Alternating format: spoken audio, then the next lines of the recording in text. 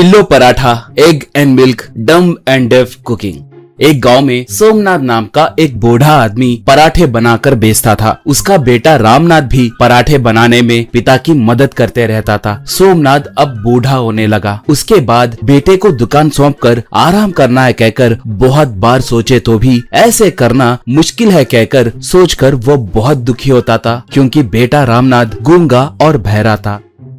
वो ऐसे दुखी होता तो उसकी पत्नी उसे दिलासा देती थी।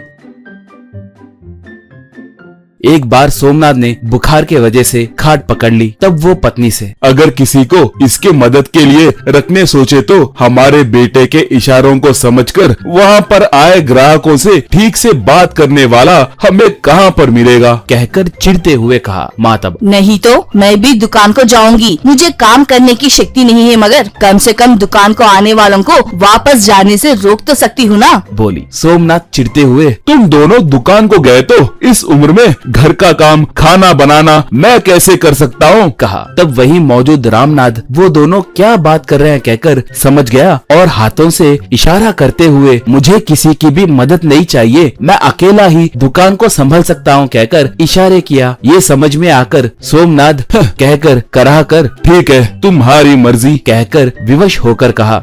दुकान को रेगुलर आने वाले ग्राहकों से कोई तकलीफ नहीं होती थी, मगर नए नए आए ग्राहकों से ही परेशानी रहती थी। रामनाथ के इशारे उन्हें समझ में नहीं आते थे। अगर रामनाथ को ग्राहकों से या ग्राहकों को रामनाथ से कभी बात करने में परेशानी होती तो वहाँ पर आए कोई ना कोई पुराने ग्राहक उन्हें जितना समझ में आता उतना समझकर दूसरों को समझाकर समस्या का परिष्कार करते थे। एक बार एक बड़े से कार में से एक ड्राइवर उतरा। रामनाथ बहरा है इस बात से अनजान वो ड्राइवर उससे, देखो तुम्हारे पास पराठे स्वादिष्ट होते हैं कहकर पड़ोस गांव में रहने वाले हमारे हीरालाल सेठ जी कल दोपहर भोजन को आने वाले अतिथियों के लिए 100 पराठे ऑर्डर देने के लिए बोले, कहकर एक उंगली दिखाते हुए कहा। रामनाथ उस उंगली को देखकर सिर्फ एक पराठा पूछ रहा है सोचकर एक पराठा प्लेट में रख कर दिया। वो तब, तुम बढ़िया पराठा बनाते हो कहकर मैं मान रहा हूँ, अब खाने के लिए भी टाइम नहीं है, जल्दी में हूँ, बहुत काम है। ठीक है सुनो, पराठे का स्वाद तुम आए दिन बनाने वाले पराठे से भी बढ़िया होना चाहिए, अंडों के साथ साथ गाढ़ा दूध भी मिलाना, कहकर बोलने लगा। तो रामनाथ को कुछ समझ नहीं आने के कारण वो दंग होकर उसे ही देख रहा था। तब वही पराठा खा रहा एक आदमी रामनाथ से, 100 पराठे पार्सल चाहिए बोल रहा है, अंडे और दूध भी डालने के लिए कह रहा है, कहकर इशारों से बताया। ड्राइवर उसे पैसे देकर, देखो 2000 रुपए एडवांस दे रहा हूँ, हमारे साहब जी उस पार्टी का वीडियो भी निकाल रहे हैं, कहकर दोनों हाथों को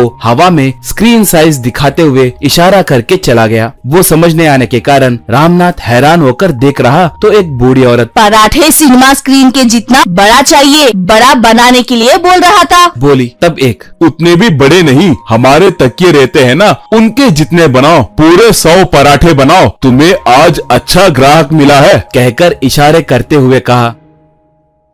रामनाथ बहुत जोश से बड़े बड़े तकिए के साइज में पराठे बनाकर उन्हें दुकान में तैयार रखा।